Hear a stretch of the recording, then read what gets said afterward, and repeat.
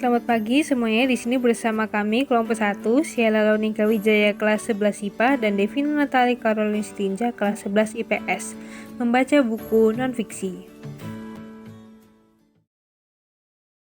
Tujuan pembelajaran yang pertama menemukan butir-butir penting buku pengayaan atau non-fiksi yang dibaca. Yang kedua, menyusun laporan hasil kerja dengan mempertimbangkan butir-butir penting buku pengayaan non-fiksi. Yang ketiga, membuat ringkasan laporan butir-butir penting dari buku non-fiksi yang dibaca dengan cermat. Perbedaan buku fiksi dan non-fiksi ialah buku fiksi berbentuk cerpen, novel, drama puisi. Ditulis berdasarkan imajinasi, bersifat subjektif, bahasa bersifat konotatif. Buku non-fiksi berbentuk artikel, resensi, eksposisi, hasil observasi, dan biografi. Ditulis berdasarkan fakta realita, bersifat objektif, bahasa bersifat denotatif. Pengertian buku non-fiksi. Buku non-fiksi merupakan karangan yang dibuat berdasarkan fakta yang terjadi dalam kehidupan nyata. Karangan non-fiksi dibagi menjadi dua, yaitu non-fiksi murni dan non-fiksi kreatif. Non-fiksi murni suatu karangan pengembangan yang berdasarkan data-data yang pasti seperti skripsi, laporan, karya ilmiah, makalah, artikel, dan buku ajar. Non-fiksi kreatif suatu karangan berdasarkan data pasti yang dikembangkan berdasarkan imajinasi seperti puisi dan novel. Jenis buku non-fiksi. Buku biografi adalah berisi riwayat hidup seseorang untuk mendokumentasikan peristiwa penting yang dialami seseorang. Buku pendamping berfungsi untuk mendampingi buku utama atau bisa juga disebut buku pengayaan. Contohnya buku pengayaan untuk anak sekolah. Kegiatan buku pelajaran itu masih bersifat umum, jadi buku pelajaran memerlukan buku pendamping untuk menjelaskan buku utama, karena ada beberapa bagian dari buku utama yang tidak bisa dijelaskan dalam buku utama ini. Buku literatur adalah buku yang berfungsi sebagai rujukan kajian keilmuan atau disebut juga buku kuliah yang memiliki kadar keilmiahan yang tinggi. Maka, buku ini sering ditulis dosen atau peneliti. Buku motivasi adalah buku yang berisi kajian psikolog atau membantu membangkitkan semangat pembaca. Dapat disusun berdasarkan kajian keagamaan dan moral. Dengan membaca buku motivasi, pembaca mendapatkan energi baru untuk meneruskan hidup.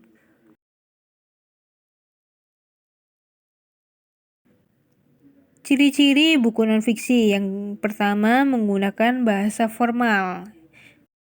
Meskipun ada beberapa tokoh non-fiksi seperti buku motivasi dan referensi yang ditulis dengan menggunakan bahasa yang santai. Yang kedua, sifat kata yang digunakan denotatif, yaitu kata yang mengandung makna yang sebenarnya yang disampaikan oleh penulis secara to the point dan tegas.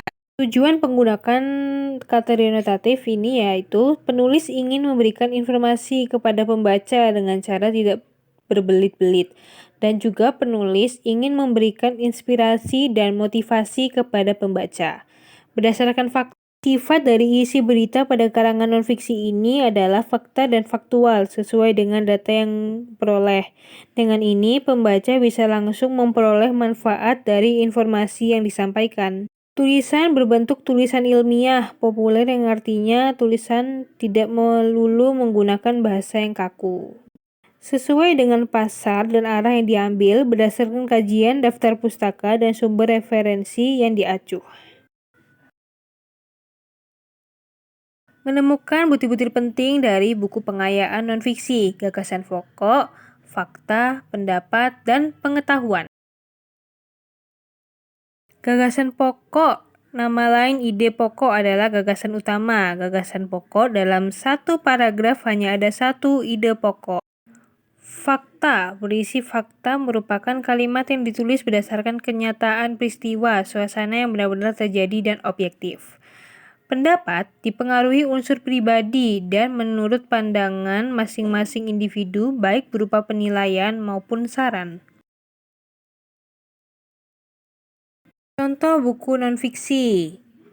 Yang pertama ada biografi, yang kedua buku pendamping, yang ketiga buku literatur, dan yang terakhir buku motivasi.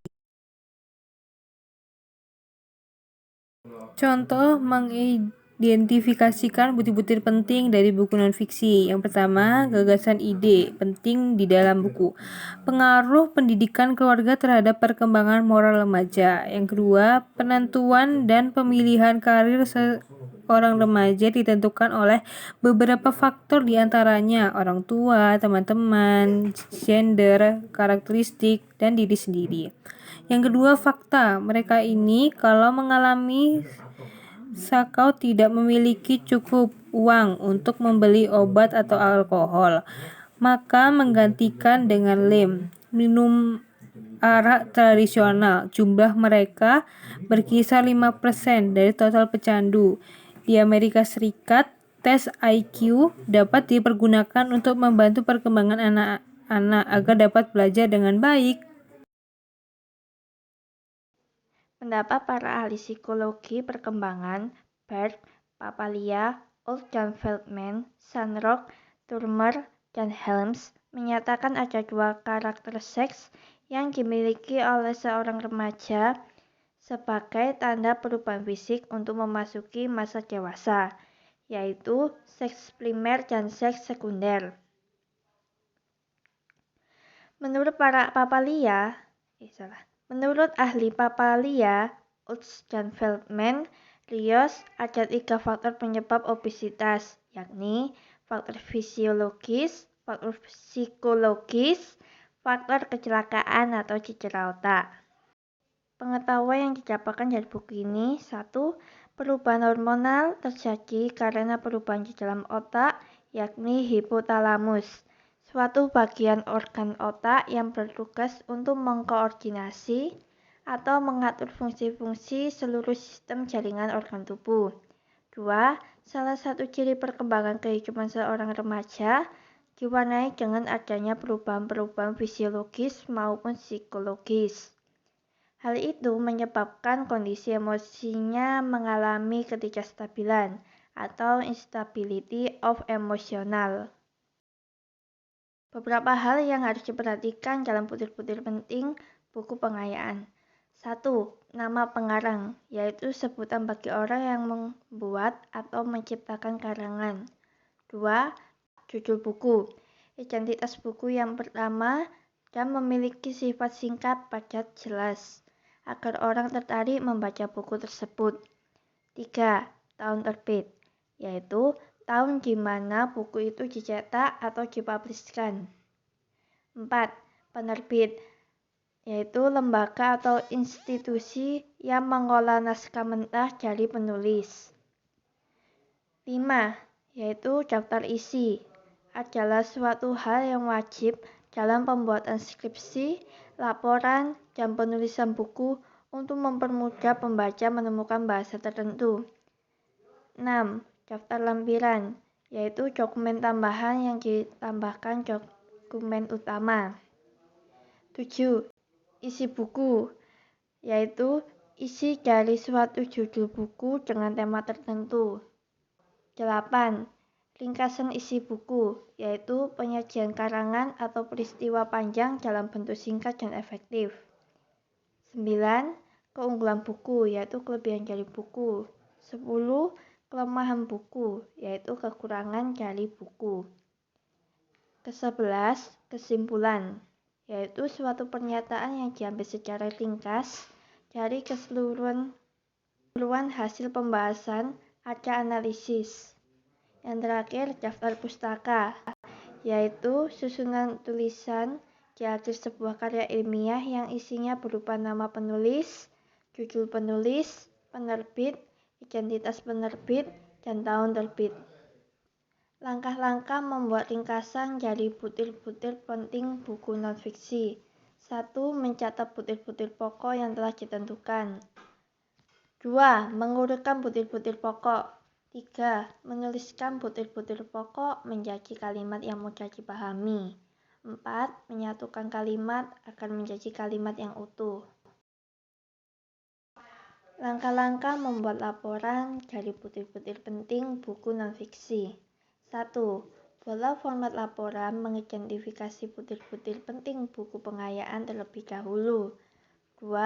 Mulailah mengisi identitas buku pengayaan tersebut.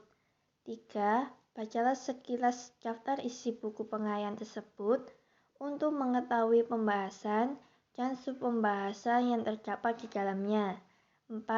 Bacalah materi pada setiap bab dan rumuskan menggunakan bahasamu sendiri pada format laporan. Berikut ini contoh format laporan. Halaman atau bab yang dibaca. Misalnya, bab 1. Informasi penting yang didapatkan dari bab 1 yaitu psikologi komunikasi adalah sebuah komunikasi yang efektif agar kedua belah pihak komunikator mendapatkan persepsi yang sama. Lalu dilanjutkan dengan apa yang kita baca selanjutnya. Yang terakhir, tentukan komentar terhadap isi buku. Misalnya, setelah membaca buku ini, saya semakin tertarik untuk mempelajari dunia psikologi dan juga di buku ini kita dapat meningkatkan kemampuan komunikasi dengan orang lain. Mari kita lihat contoh soal 1.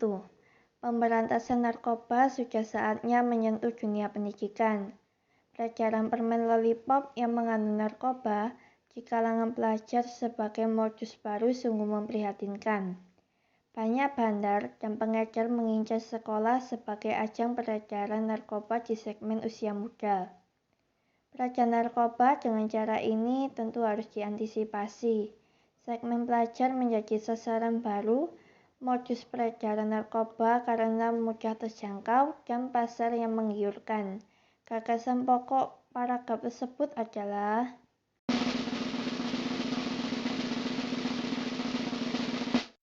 B. Peredaran narkoba di kalangan pelajar. Contoh soal yang kedua. 1. Selama ini, pemerintah banyak mengalokasikan dana untuk kemajuan pendidikan. 2. Diharapkan kemajuan pendidikan itu diharapkan bisa menyentuh seluruh masyarakat di seluruh pelosok Indonesia. 3. Pemerintah harus memperhatikan kebutuhan pendidikan, terutama bagi siswa yang berada di daerah yang tertinggal. 4. Semoga keterpurukan pendidikan di beberapa daerah tidak terdengar lagi oleh kita semua. Kalimat yang merupakan fakta ditandai dengan nomor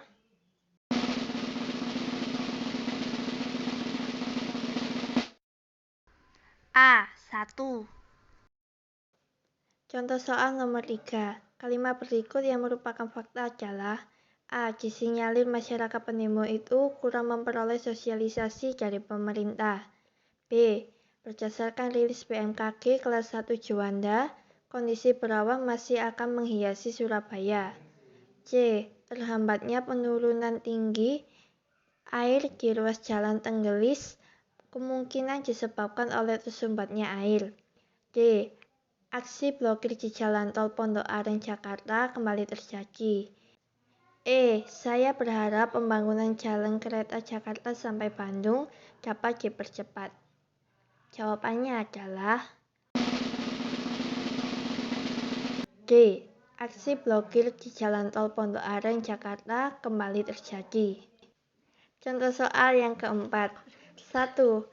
Pemkot Depok telah menertibkan 700 pedagang kaki lima atau PKL yang menggelar dagangannya di pinggir jalan. 2. Hal ini dinilai sebagai penyebab kemacetan. 3. Di samping itu, keberadaan PKL juga dianggap menimbulkan kesan semrawut. 4. Penertiban yang berlangsung tanggal 26 Desember itu disambut dengan senang oleh para pengguna jalan. Dua kalimat pendapat pada tes tersebut ditandai dengan nomor C. 2 dan 3. Contoh soal kelima. Sebagai bagian dari kepribadian menurut Sukani Catur Utami Munandar 1985, seorang guru besar psikologi dari Universitas Indonesia mengungkapkan bahwa orang yang mampu berpikir kreatif memiliki dua unsur pendukung, yakni aspek kognisi dan aspek afeksi. Kutipan isi buku di atas termasuk B. Opini. Sekian presentasi dari kelompok kami. Terima kasih.